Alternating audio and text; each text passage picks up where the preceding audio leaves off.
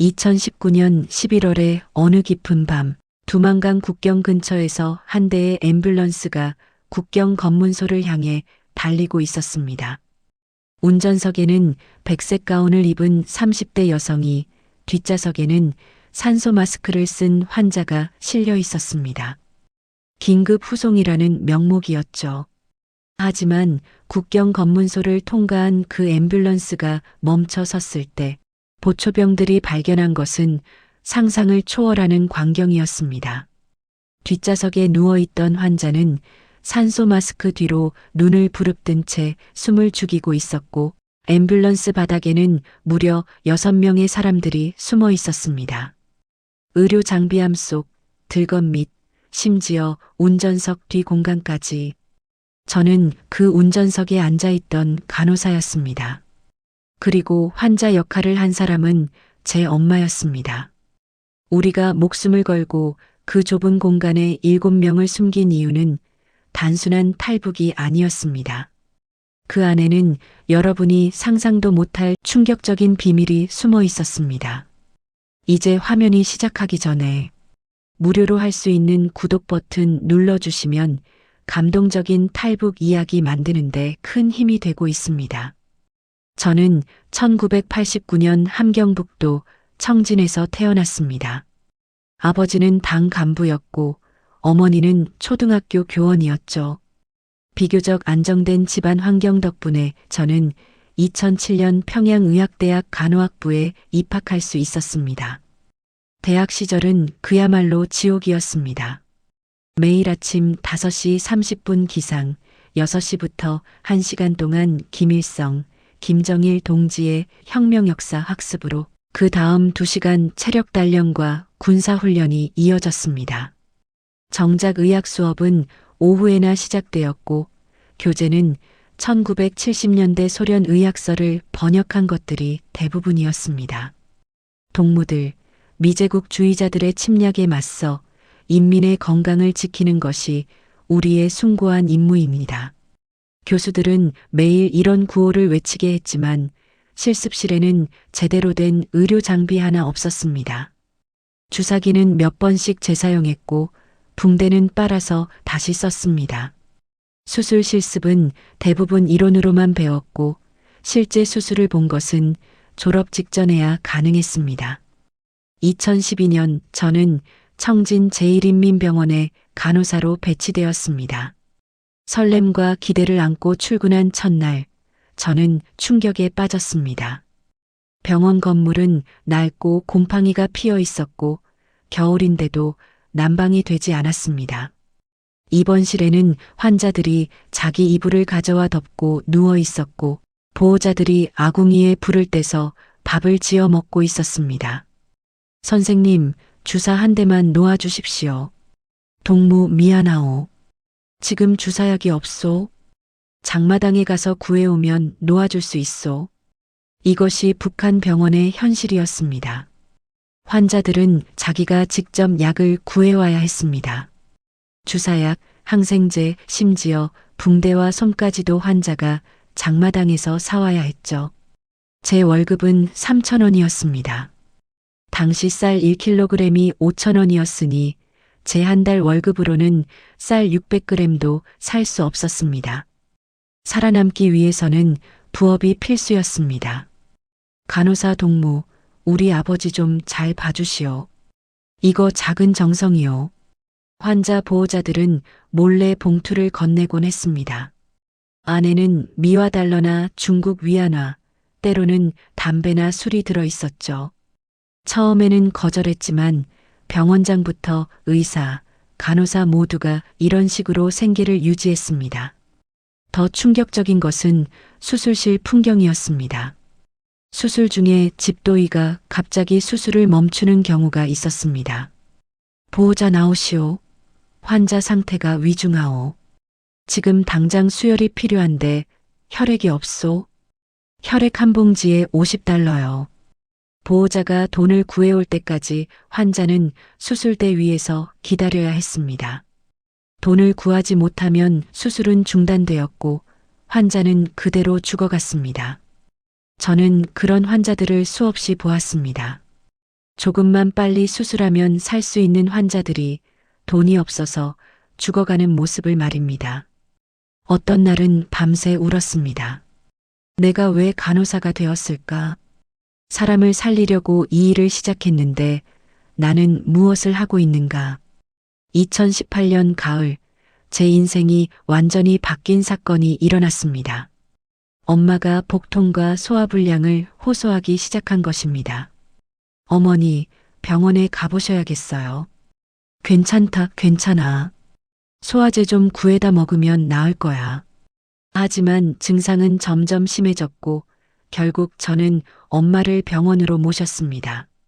제가 아는 내과 의사에게 부탁해서 검사를 받았는데 결과는 청천벽력 같았습니다. 동무 환자분이 위암 초기로 보이요. 확진하려면 조직 검사가 필요한데 조직 검사 비용은 $100였습니다. 제가 1년 동안 모은 돈을 모두 털어 검사를 받았고 결과는 예상대로 위암 1기였습니다. 지금 수술하면 90% 이상 완치 가능하오. 하지만 수술비는 $500, 입원비와 약값까지 합치면 최소 $800가 필요했습니다. 당시 북한에서 $800는 보통 가정이 몇 년을 모아야 하는 거액이었습니다. 저희 집은 아버지가 2016년에 교통사고로 돌아가신 후 빚만 남아 있었습니다. 친척들에게 돈을 빌리러 다녔지만 모두들 자기 살기도 힘들다며 고개를 저었습니다. 딸아, 괜찮다. 나는 나이도 많이 먹었고 너는 내 앞날이나 생각해라. 어머니, 그게 무슨 말씀이세요? 제가 꼭 방법을 찾을게요. 저는 필사적으로 돈을 구하려 했습니다. 병원 창고에 약품을 몰래 빼돌려 장마당에 팔기도 했고 밤에는 다른 병원에서 당직 아르바이트를 했습니다. 하지만 6개월이 지나도 $300를 모으는 게 고작이었습니다. 그 사이 엄마의 상태는 점점 나빠졌습니다. 체중이 10kg 이상 빠졌고 식사를 거의 하지 못했습니다. 위암은 이미 2기로 진행되고 있었습니다. 2019년 초 저는 동료 간호사 은정이의 집에서 한국 드라마를 처음 보게 되었습니다. 은정이의 오빠가 중국에서 밀수한 USB에는 한국 드라마와 영화가 가득했습니다. 야, 이거 보면 진짜 다른 세상이야. 우리가 얼마나 개 같은 삶을 살고 있는지 알게 될 거야. 처음 본 드라마는 의학 드라마였습니다. 깨끗하고 현대적인 병원, 최첨단 의료 장비, 무엇보다 돈 없어도 응급환자는 먼저 치료한다는 장면을 보고 저는 충격을 받았습니다. 은정아, 이게 진짜야? 한국은 정말 이래? 내 오빠 말로는 진짜래. 한국은 의료보험이라는 게 있어서 가난한 사람도 병원에 갈 수 있대. 그날 밤 저는 잠을 이루지 못했습니다. 만약 엄마가 한국에 계셨다면 이미 수술을 받고 건강하게 계셨을 텐데 그런 생각이 머릿속을 떠나지 않았습니다. 탈북 브로커와의 접촉으로 어느 날 병원에 중국 교포 환자가 입원했습니다. 저는 그 환자를 담당하게 되었는데 그가 조용히 제게 말했습니다. 선생님, 혹시 남쪽으로 가고 싶은 생각 없으신가요? 예. 그게 무슨... 선생님 사정 대충 들었습니다. 어머니 위암이시라면서요? 제가 길을 하나 알려드릴 수 있습니다. 비용은 1인당 $3,000지만 나중에 한국 가서 갚아도 됩니다. 저는 심장이 터질 듯이 뛰었습니다.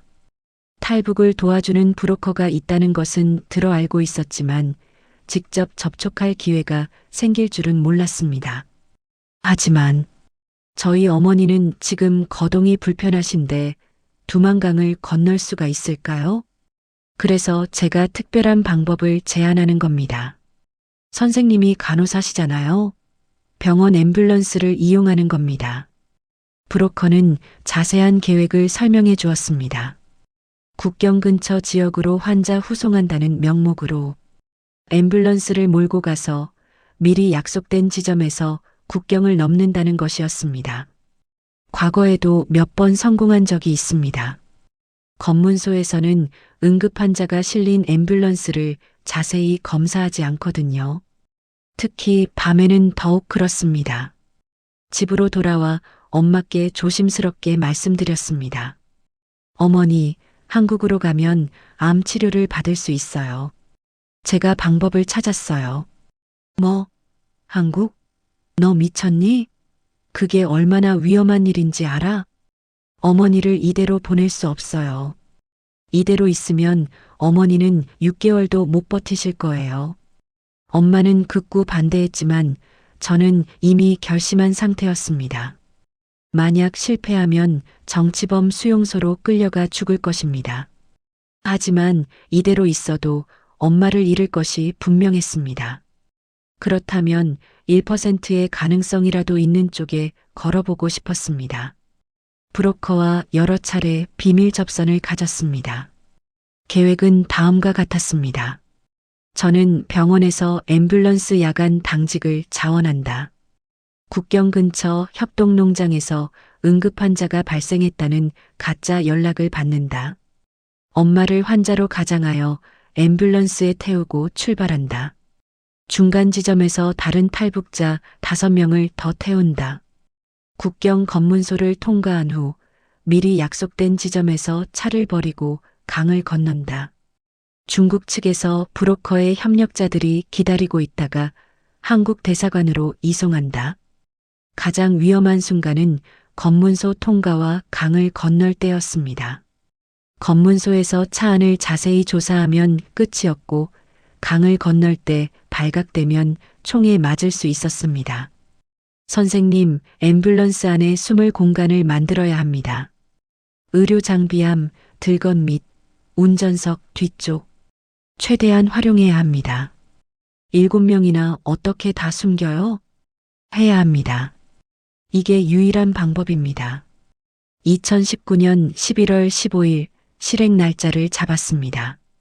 그날은 보름달이 뜨지 않는 금은밤이었고 기상예보상 흐린 날씨가 예상되었습니다.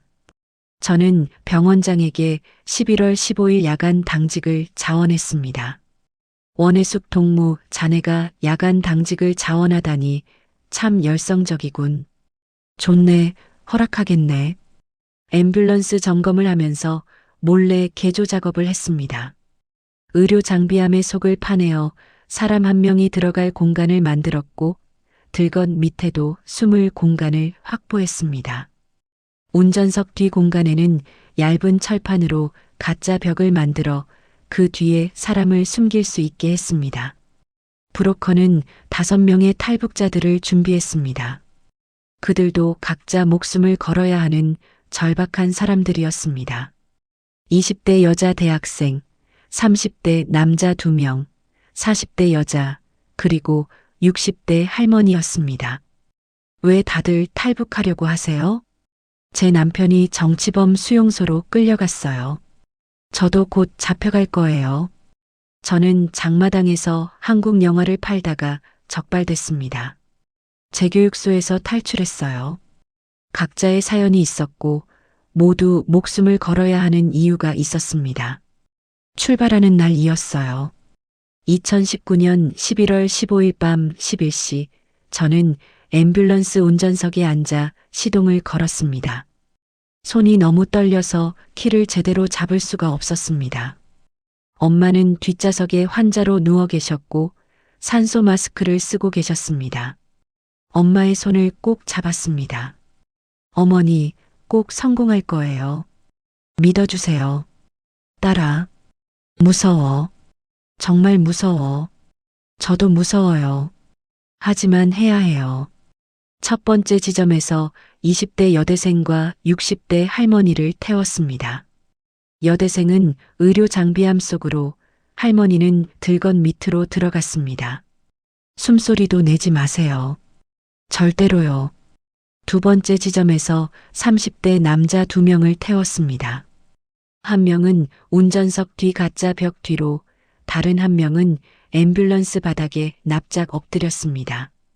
세 번째 지점에서 40대 여자를 마지막으로 태웠습니다. 이미 차 안은 숨쉬기 힘들 정도로 답답했습니다. 자, 이제 출발합니다. 검문소까지 30분 거리입니다. 절대 소리 내지 마세요.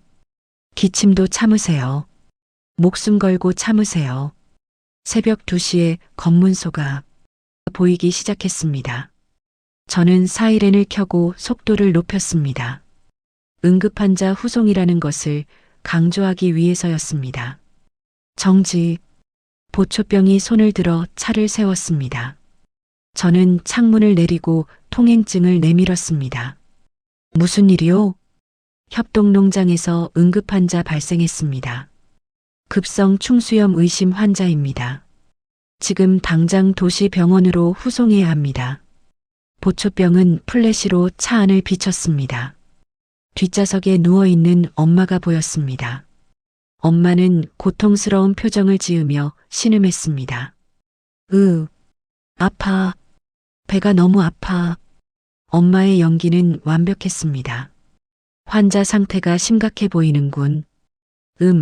청진 제1인민병원 원해숙 간호사. 그때 다른 보초병이 다가왔습니다. 차량 검사를 해야 하오. 제 심장은 멈추는 것 같았습니다. 차량 검사를 하면 숨어있는 5명을 발견할 수밖에 없었습니다. 동무, 환자가 지금 위급한 상황이요. 충수염이 터지면 복막염으로 죽을 수 있소. 지금 1분 1초가 급하오. 저는 필사적으로 소리쳤습니다. 그래도 규정이 당신들이 환자를 죽이는 거요. 당신들 책임이요. 만약 이 환자가 간부 가족이면 어쩔 거요? 당신들이 검사한다고 시간 끌다가 환자가 죽으면 당신들이 책임질 수 있어? 보초병들이 당황했습니다. 북한에서는 책임이라는 단어가 가장 무서운 단어였습니다. 만약 정말 간부 가족이 죽으면 자기들이 처벌받을 수 있었으니까요. 알았소. 빨리 가시오. 검문소 바가 올라갔습니다. 저는 엑셀러레이터를 밟았습니다. 검문소를 빠져나오는 순간 식은땀이 등줄기를 타고 흘렀습니다. 성공했어요. 검문소를 통과했어요. 차 안의 모든 사람들이 안도의 한숨을 쉬었습니다. 하지만 아직 끝난 게 아니었습니다. 가장 위험한 순간이 남아 있었습니다. 국경의 강. 검문소에서 5km 떨어진 지점, 브로커가 지정한 장소에 도착했습니다. 거기는 두만강 변이었습니다. 11월의 강물은 얼음장처럼 차가웠습니다. 자, 모두 내리세요. 여기서부터는 걸어가야 합니다. 5명이 좁은 공간에서 기어 나왔습니다. 몸이 굳어서 제대로 걷지도 못했습니다. 브로커의 안내인이 나타났습니다. 빨리 오세요. 순찰대가 30분마다 돕니다. 지금이 교대 시간이라 10분 정도 공백이 생깁니다. 그 사이에 건너야 해요. 강폭은 약 50m였습니다. 물은 허리까지 차올랐고 유속이 빨랐습니다. 어머니, 제 등에 업히세요. 딸아, 너무 무거워서. 괜찮아요. 제가 간호사라 힘 좀 쓸 수 있어요. 저는 엄마를 등에 업고 강물로 들어갔습니다. 다른 사람들도 하나둘 강으로 들어갔습니다. 물은 상상을 초월할 정도로 차가웠습니다. 다리가 얼어붙는 것 같았고 감각이 없어졌습니다. 유속 때문에 몸이 자꾸 떠내려갔습니다. 꽉 붙잡으세요. 절대 놓치지 마세요. 우리는 서로의 손을 잡고 한 줄로 강을 건넜습니다. 60대 할머니가 중간에 미끄러져 물에 빠졌지만 30대 남자가 재빨리 붙잡았습니다. 10분이 지옥 같았습니다. 하지만 마침내 중국 쪽 강변에 도착했습니다. 다 건넜어요. 성공했어요. 모두들 강변에 쓰러져 숨을 헐떡였습니다. 온몸이 젖어 얼어붙었지만 살아있었습니다. 북한을 탈출한 것입니다. 중국에서의 도주. 하지만 안심하기에는 너무 이르였습니다. 중국 공안에게 잡히면 다시 북한으로 송환되기 때문입니다. 브로커의 협력자들이 준비한 트럭이 기다리고 있었습니다. 빨리 타세요. 여기서 50km 떨어진 안전가옥으로 가야 합니다.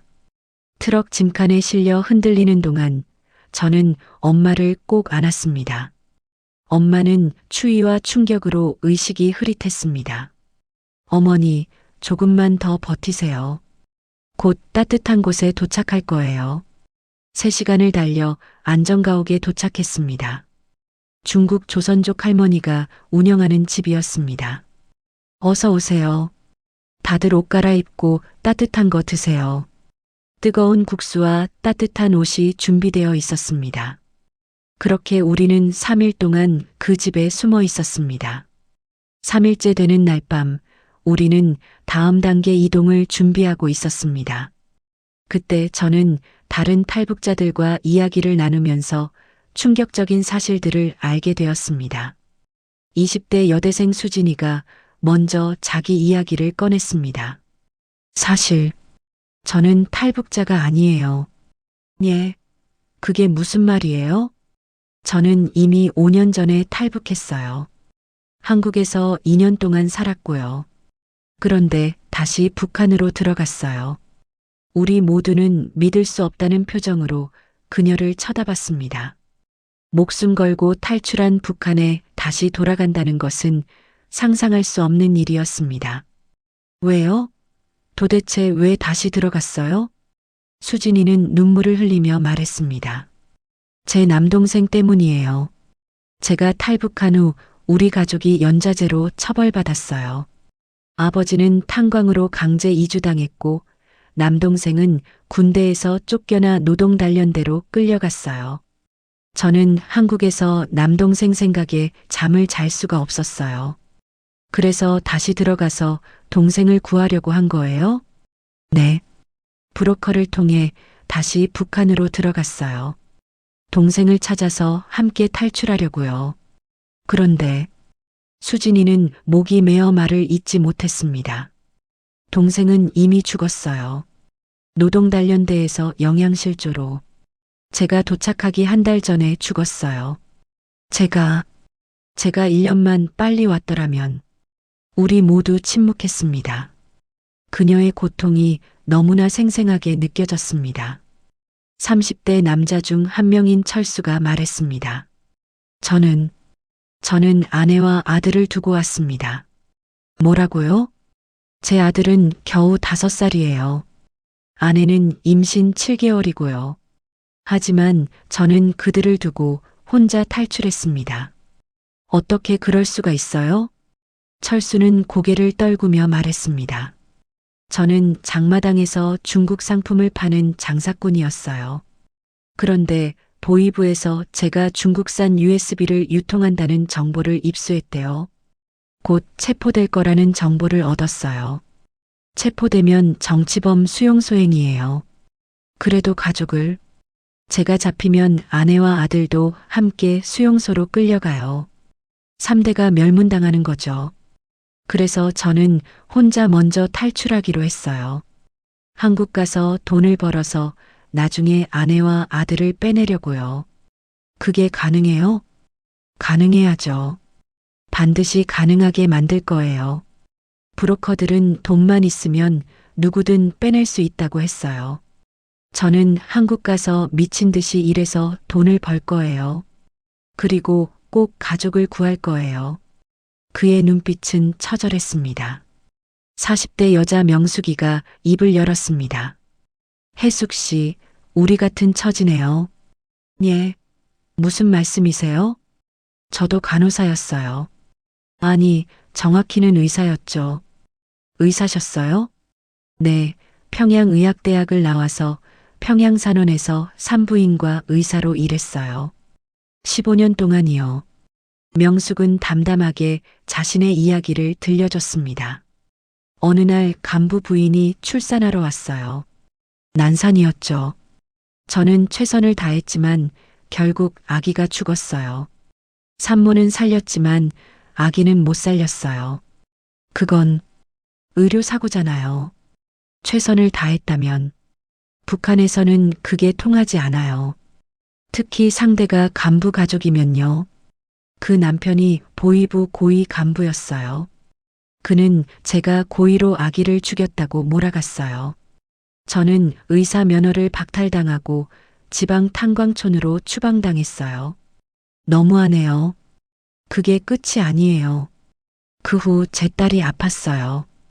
고열이 나고 경련을 일으켰죠. 뇌수막염이었어요. 저는 의사였으니까 알았어요. 당장 항생제를 투여해야 한다는 것을요. 명숙의 목소리가 떨렸습니다. 하지만 탄광촌 병원에는 항생제가 없었어요.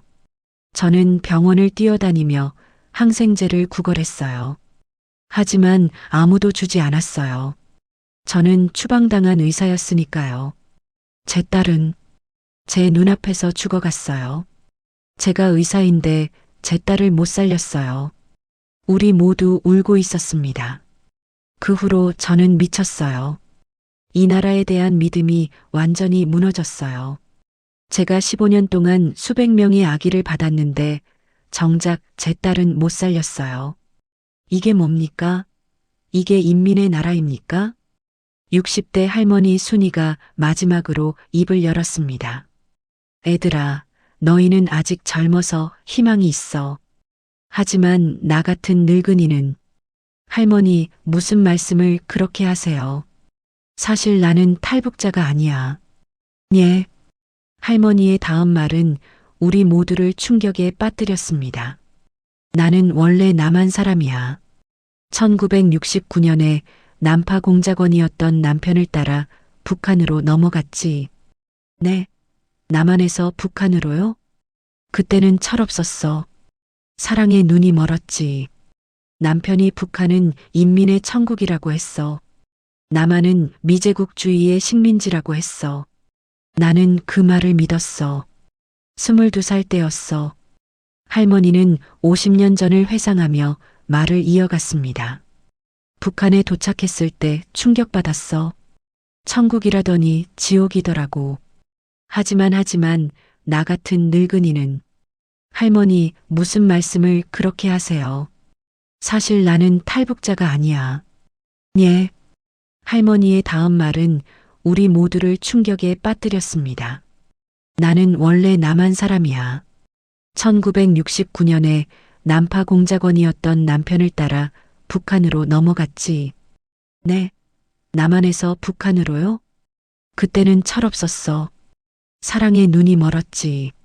남편이 북한은 인민의 천국이라고 했어. 남한은 미제국주의의 식민지라고 했어. 나는 그 말을 믿었어. 22살 때였어. 할머니는 50년 전을 회상하며 말을 이어갔습니다. 북한에 도착했을 때 충격받았어. 천국이라더니 지옥이더라고. 하지만 이미 늦었어. 돌아갈 수 없었어.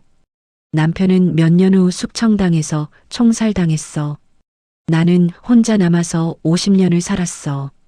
나는 평양이 아니라 변두리 농촌에 배치됐어. 거기서 농사 짓고 아이 셋 낳아 키웠어. 내 아이들은 남조선 출신이라는 이유로 평생 차별받으며 살았어. 대학도 못 가고 당원도 못 되고. 할머니는 눈물을 닦았습니다. 내 아이들은 다 죽었어. 큰아들은 탄광사고로, 둘째 딸은 출산 중 사망, 셋째 아들은 군대에서 영양실조로. 내가 북한에 와서 낳은 아이들이 모두 이 나라에서 죽었어. 할머니, 나는 죽기 전에 내가 태어난 땅을 다시 보고 싶었어. 나는 원래 부산 사람이야. 바다가 보고 싶어. 내가 어릴 때 뛰놀던 해운대 바닷가가 보고 싶어. 죽기 전에 그곳에 가서 모래를 한 줌이라도 만져보고 싶어. 다른 30대 남자 영철이가 마지막으로 이야기했습니다. 저도 의료인이었습니다. 예, 또요? 저는 군의관이었습니다. 북한 인민군 제사군단 야전병원에서 10년간 근무했어요. 영철은 심각한 표정으로 말했습니다. 제가 탈북한 이유는 제가 한 일 때문입니다. 제가 군의관으로 있으면서 본 것들 한 것들. 그는 말을 잇지 못하고 머뭇거렸습니다. 군대에서 영양실조로 죽어가는 병사들을 수없이 봤습니다. 제대로 된 약도 없고 장비도 없고 저는 그냥 지켜볼 수밖에 없었어요. 그건 선생님 잘못이 아니잖아요. 아닙니다. 제 잘못입니다. 저는 상부의 명령으로 생체 실험을 했습니다. 우리 모두 얼어붙었습니다. 정치범 수용소에서 끌려온 사람들에게 새로운 약물을 실험했습니다. 마취도 없이 저는 의사로서 해야 할 일을 하지 못했습니다. 아니, 의사로서 해서는 안 될 일을 했습니다. 영철은 손으로 얼굴을 감쌌습니다. 저는 그 죄책감을 견딜 수 없었습니다. 매일 밤 악몽을 꿨습니다. 제가 실험한 사람들이 꿈에 나타나서 저를 원망했습니다. 저는 더 이상 그곳에서 일할 수 없었습니다. 하지만 그건 명령이었잖아요. 거부하면 선생님도 죽었을 텐데. 그렇습니다. 하지만 그게 변명이 될 수 있을까요? 저는 한국에 가서 속죄하고 싶습니다.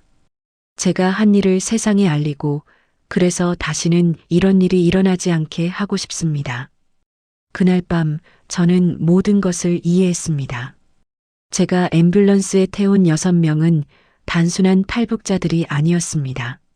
그들 각자는 북한 체제의 가장 어두운 면을 목격하고 경험한 증인들이었습니다.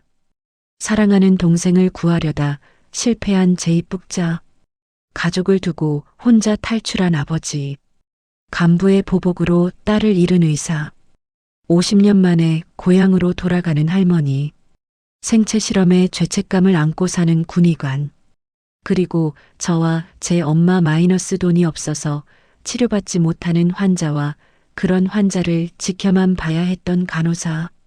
우리 7명은 북한이라는 거대한 감옥이 만들어낸 희생자들이었습니다. 이제 알겠어요. 제가 말했습니다. 우리가 함께 탈출한 것은 우연이 아니었어요. 우리는 모두 북한의 진실을 알고 있는 사람들이에요. 우리가 살아서 한국에 도착하면 우리는 증인이 될 수 있어요. 북한의 진실을 세상에 알릴 수 있어요. 우리는 중국에서 3주 동안 여러 안전가옥을 옮겨다니며 숨어 지냈습니다. 가장 위험한 순간은 공안에 단속이 있을 때였습니다. 어느 날 새벽 안전가옥 근처에서 공안 차량 소리가 들렸습니다. 모두 지하실로, 빨리. 우리는 좁은 지하실로 내려가 숨을 죽였습니다. 위에서 발소리가 들렸습니다. 공안들이 집을 수색하는 소리였습니다. 여기 조선족 할머니 혼자 사는 집 아니오? 네, 그렇습니다. 수상한 사람 본 적 없소? 없습니다. 저는 눈도 잘 안 보여서. 할머니의 연기로 우리는 발각되지 않았지만 그날 이후 더 이상 그 집에 머물 수 없었습니다. 브로커의 계획에 따라 우리는 몽골을 경유하기로 했습니다. 중국에서 바로 한국 대사관으로 가는 것보다 몽골을 거쳐가는 것이 더 안전했습니다. 트럭 화물칸에 숨어서 이틀 동안 이동했습니다. 춥고 배고프고 힘들었지만 우리는 버텼습니다. 몽골 국경을 넘을 때가 가장 위험했습니다. 중국 국경 수비대가 트럭을 검사하면 끝이었습니다. 검문소입니다. 모두 숨죽이고 움직이지 마세요. 우리는 화물 상자들 사이에 숨어 숨도 제대로 쉬지 못했습니다. 30분이 30시간처럼 느껴졌습니다. 통과. 트럭이 다시 움직이기 시작했고 우리는 몽골 땅에 도착했습니다. 몽골 울란바토르에 도착한 우리는 드디어 한국 대사관으로 향했습니다. 대사관 정문 앞에 섰을 때 저는 울음이 터졌습니다. 태극기가 바람에 펄럭이고 있었습니다. 그 순간 우리는 자유를 얻은 것입니다. 저희는 북한에서 온 탈북자들입니다. 도와주세요. 대사관 직원이 우리를 안으로 안내했습니다. 따뜻한 방, 깨끗한 침대, 그리고 무엇보다 안전함이 있었습니다. 여러분, 이제 안전합니다. 대한민국이 여러분을 보호할 것입니다. 우리 7명은 서로를 껴안고 울었습니다. 엄마는 제 손을 꼭 잡으며 말했습니다. 딸아, 우리 살았다. 우리 살아서 여기까지 왔어. 네, 어머니. 이제 어머니 치료받을 수 있어요. 2주 후 우리는 비행기를 타고 인천공항에 도착했습니다. 비행기에서 내려 한국 땅을 밟는 순간 저는 무릎을 꿇고 땅에 입을 맞췄습니다. 감사합니다. 감사합니다.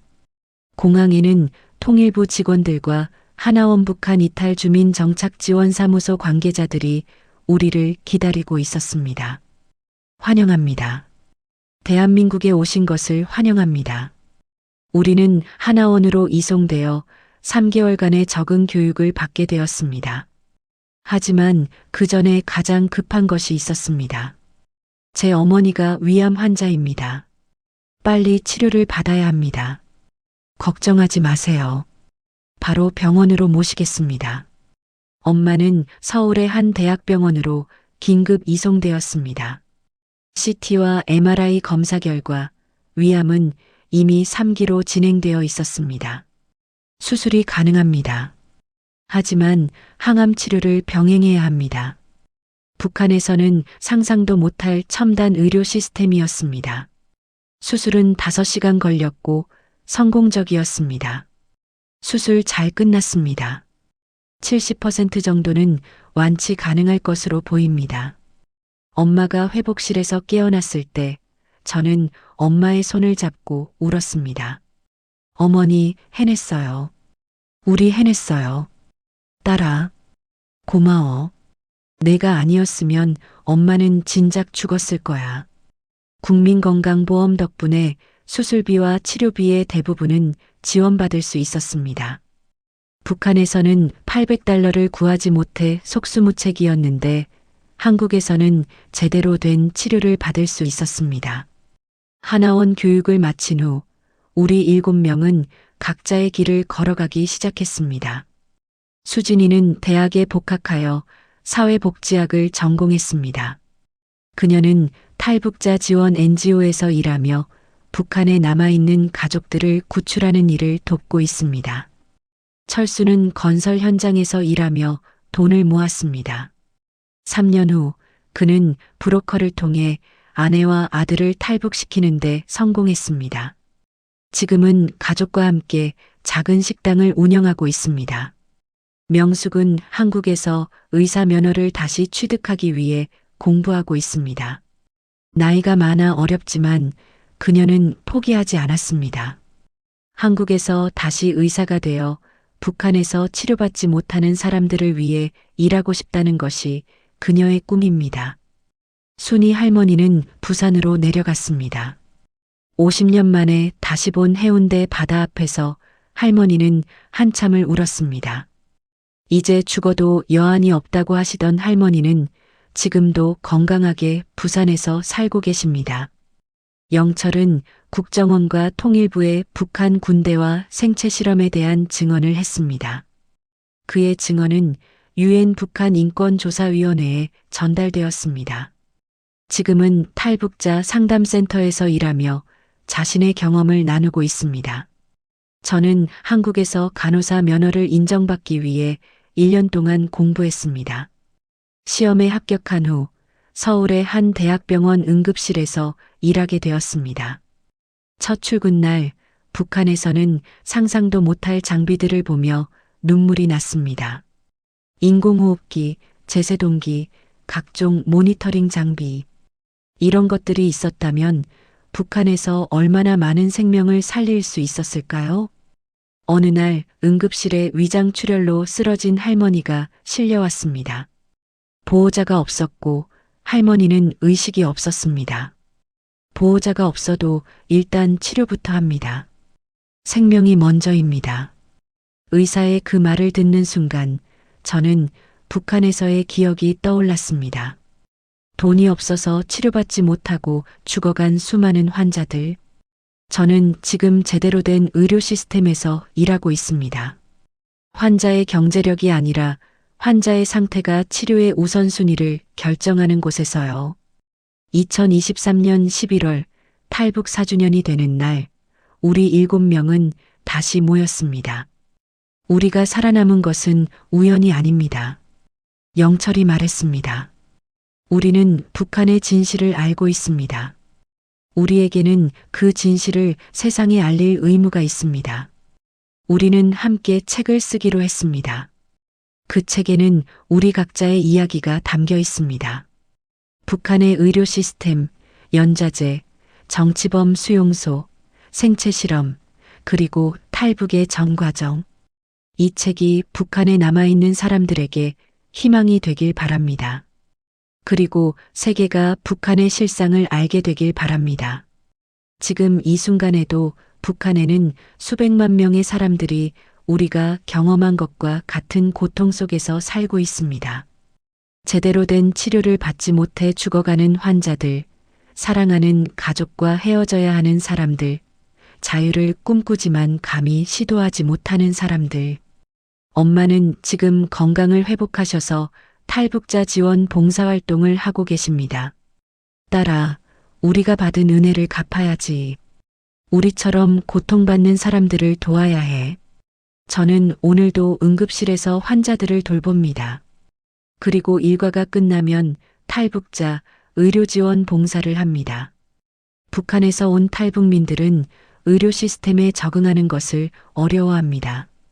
돈을 내야 하는 거 아니냐, 먼저 약을 사와야 하는 거 아니냐고 묻습니다. 저는 그들에게 말해줍니다. 아닙니다. 여기서는 아프면 치료받을 수 있습니다. 돈이 없어도 신분이 없어도 당신은 치료받을 권리가 있습니다. 2019년 11월 15일 밤 저는 앰뷸런스를 몰고 7명의 목숨을 싣고 국경을 넘었습니다. 그 안에 숨어있던 충격적인 비밀은 바로 이것이었습니다. 우리 7명은 각자 북한 체제의 가장 어두운 진실을 목격한 증인들이었고 우리의 탈출은 단순한 도피가 아니라 진실을 세상에 알리기 위한 여정의 시작이었습니다. 지금까지 시청해 주셔서 감사합니다. 나가실 때의 구독을 여러분 소중한 마음으로 눌러주시면 저에게 큰 힘이 되고 있습니다. 늘 건강하시고 행복하세요. 다음에 좋은 글로 또 찾아뵙겠습니다. 감사합니다.